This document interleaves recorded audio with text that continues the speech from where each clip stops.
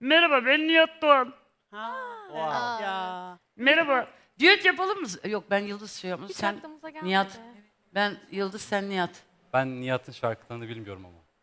Önemli değil. Bir tane şarkı söyle. Sen Nihat Doğan gibi söyle yeter.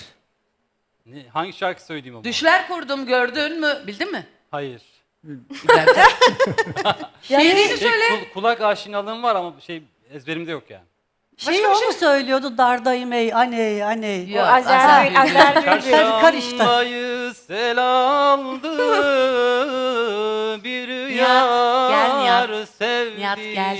Alakası Çık yok. dışarı Nihat. Çıktım geldim. Çık dışarıya oynayalım.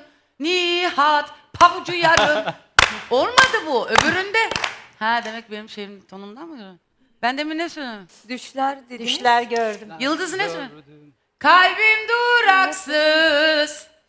Haykırışlarla